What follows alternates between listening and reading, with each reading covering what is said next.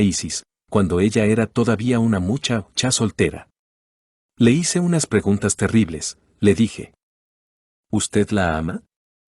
Sí, la adoro. Está bien. ¿Usted sería capaz de dar por ella hasta la última gota de sangre? El hombre se quedó pálido. ¿Sería usted capaz de ir al paredón de fusilamiento por ella? ¿Cómo? ¿Al fusilamiento? Sí, al paredón. Bueno, y ese pobre hombre que venía enamorado, al oír semejantes palabras del suegro, milagrosamente no corrió. Lo que sí puedo decirles fue que palideció. Días después, me aseguraba Isis que él la adoraba, pero que no se había atrevido a contestar porque, realmente, a él, pues, le parecía que no era como para tanto.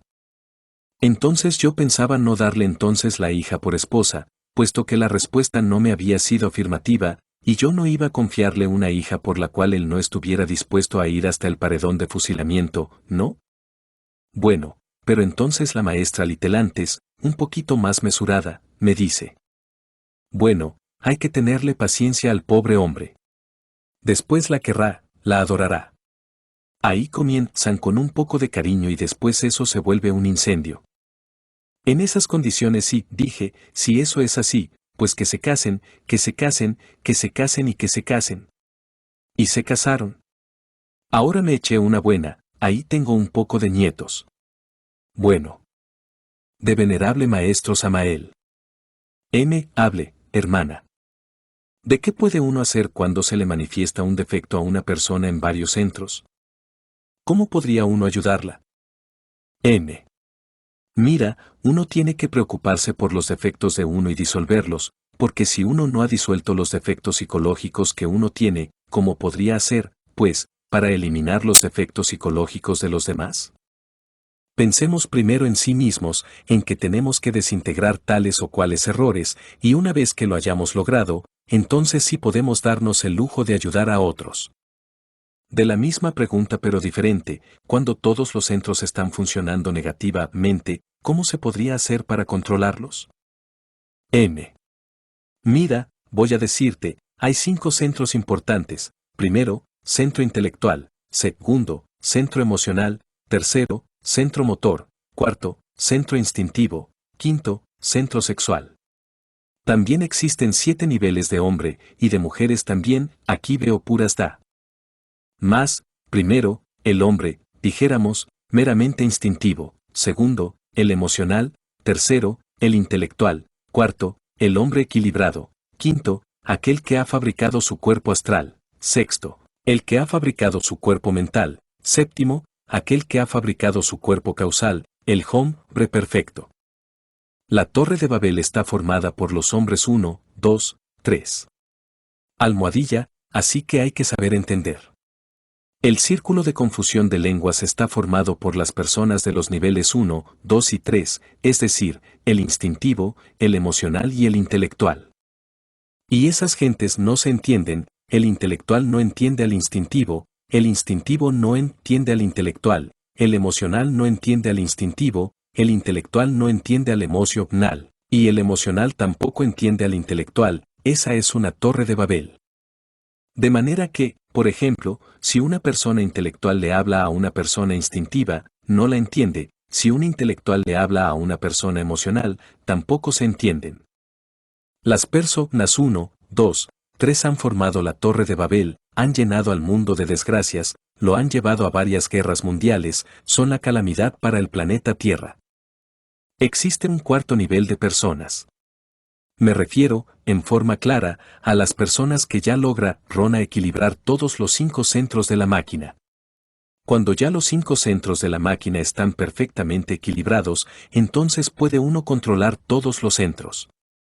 Mientras uno no haya llegado al nivel número 4, no puede lograr ningún control sobre los centros de la máquina orgánica, y para llegar al nivel número 4, se necesita eliminar de la personalidad humana todos los yo's pesados, cuáles son el orgullo, el engreimiento, la vanidad, el egoísmo, el odio, los celos, la autoimportancia, la autosuficiencia, la vanidad, etc.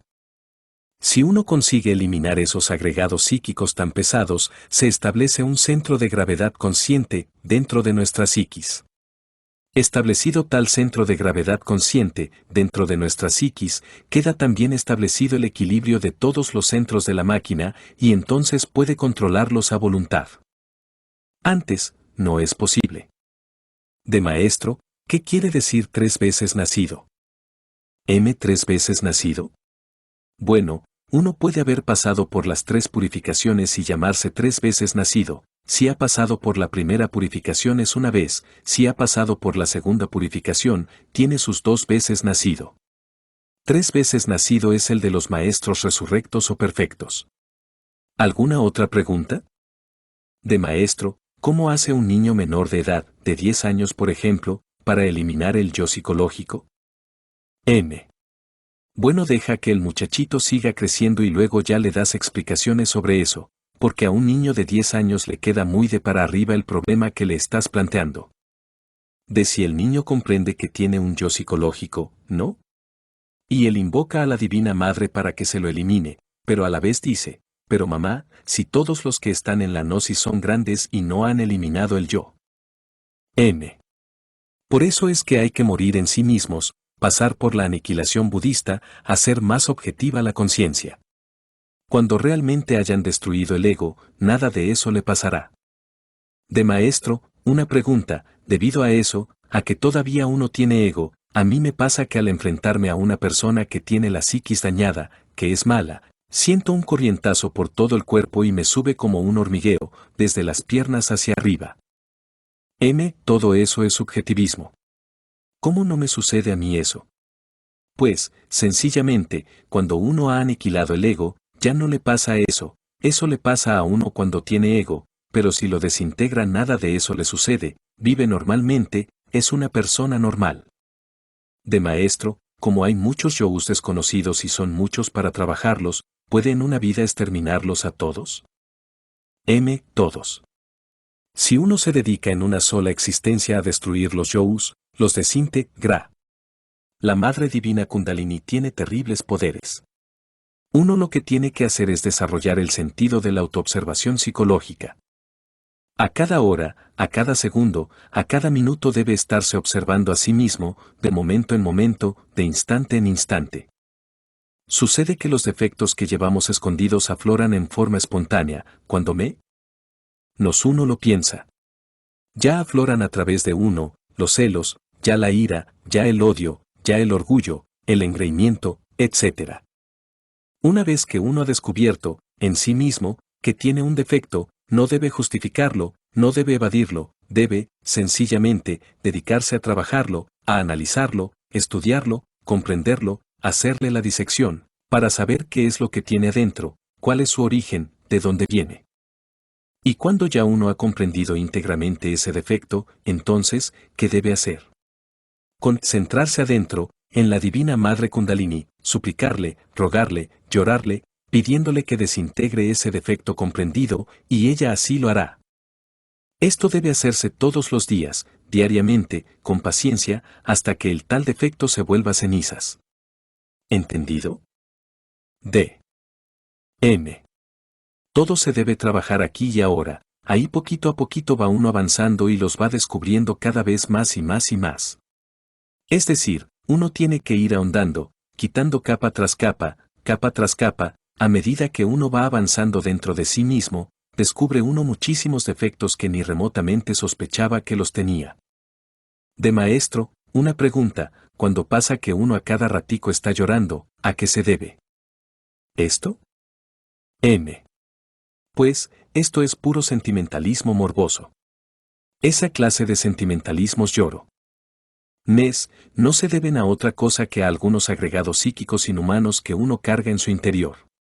Esos agregados psíquicos o yous están relacionados con las emociones negativas. Sin embargo, yo no vengo aquí a pronunciarme contra las lágrimas, no. Lo que hay que saber es que existen emociones negativas y emociones positivas. Es obvio que con las emociones positivas también llora uno, y más aún, debe llorar. Porque para poder eliminar cualquier defecto psicológico, hay que llorar mucho, hay que pasar, verdaderamente, por grandes crisis emocionales. Si el agua no hierve a 100 grados, no se cuece lo que hay que cocer, ni se elimina lo que hay que eliminar. Así también, si uno en verdad no pasa por grandes crisis emocionales, no logra desintegrar esos defectos y no logra cristalizar, en uno, las divinas facultades del alma. Así pues, llorar es un lujo, pero una cosa es llorar verdaderamente, en forma positiva, dinámica, por arrepentimiento de sus propios errores psicológicos, y otra cosa es el sentimentalismo, ese negativo, llorón, que no llega a ninguna conclusión. ¿Entendido? De maestro, una pregunta, ¿el ego también produce vibraciones? M. Todo en el universo vibra, solo que las vibraciones del ego realmente son negativas en un 100%. ¿Alguna otra pregunta? De maestro, por favor. M. Dime, a ver. ¿De qué efecto kármico se produce en un profesional del derecho cuando en el plano legal libera o divorcia a una pareja de su matrimonio? M. Pues voy a decirte, actualmente estamos luchando mucho por curar a un licenciado que usó mal su mente. El pobre, pues, está así, medio chiflado.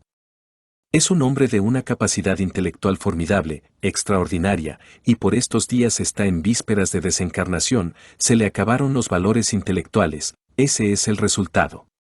¿Entendido? Es decir, el mal uso de la mente produce karma. Cuando uno no sabe usar la mente, justamente, pues vienen las enfermedades a la mente. Quien procede así, como tú estás diciendo, obviamente se llena de karma. De maestro, una pareja con problemas. M. Sí. De ahí que quieren el divorcio como una solución, o sea que. M. Pues, hombre, eso es negativo, porque Jesús el Cristo estipuló, en el Evangelio, cuando es que deben divorciarse. El divorcio solo es justo en caso de adulterio. Y si la mujer va por ahí con cualquiera, así porque sí, y deja al pobre marido abandonado, o sencillamente, si se mete con otro hombre, adultera, y en ese caso, pues, el divorcio es lícito. Pero eso de que se van a divorciar por incompatibilidad de caracteres, por ejemplo, en Estados Unidos una mujer se divorció del hombre porque el hombre roncaba mucho, divorciarse así, en esa forma, pues es, sencillamente, un delito, y el abogado que haga tales divorcios, indubitablemente pagará karma. El caso es que si a uno la mujer le resultó un problema, o si a la mujer el marido le resultó otro problema, pues no queda más remedio que aguantarse. ¿Por qué? Porque el matrimonio, el hogar, es un gimnasio psicológico maravilloso. De maestro, pero aún en el caso de que el hombre injurie a la mujer gravemente y vaya contra su honor y su dignidad. M. Pues hombre, aún en ese caso, si la mujer es lo suficientemente inteligente, aprovecha al hombre para autodescubrirse. A ver, ¿qué fue lo que le injurió? ¿El amor propio, el orgullo, qué? De bueno, en el caso específico que él le diga que le es infiel y que le mete hombres en la casa, y toda esa serie de cuestiones. M. Y entonces, claro, ella se siente ofendida en su dignidad, en su honor. Vaya, vaya. Con esa clase de pensamientos no habrían gimnasios psicológicos, ¿y cómo harían ustedes para autodescubrirse si no tiene un gimnasio? Los gimnasios más difíciles son útiles para el autodescubrimiento de sí mismos, porque repito, en esos gimnasios, los defectos escondidos afloran espontáneamente, y si estamos alertas y vigilantes, como el vigía en época de guerra, entonces los vemos. Qué lindo es cuando uno descubre que tiene el yo del amor propio y que otra persona se lo hirió. Entonces puede darse el lujo de volverlo polvo. Qué lindo es cuando uno descubre que tiene orgullo y que ese orgullo fue herido. Entonces, ya ha hecho ese descubrimiento, pues a trabajar sobre el yo del orgullo, para volverlo polvo. Qué lindo es saber que uno tiene ira, cuando el cónyuge o la cónyuge le hirió, porque entonces puede, a gusto, trabajar el demonio de la ira. Así pues, el gimnasio psicológico del hogar es extraordinario, y el que quiere divorciarse porque el gimnasio está duro, se parece al muchacho desaplicado que no quiere ir a la escuela, y que lo mandan a la escuela y se escapa a otra parte. Aquí, en México, decimos que se va de pinta. No sé cómo dirán por allá, en el país de Venezuela. D. Se pinta de colores. M. A. Sí, qué bien está. De maestro, usted dijo que la única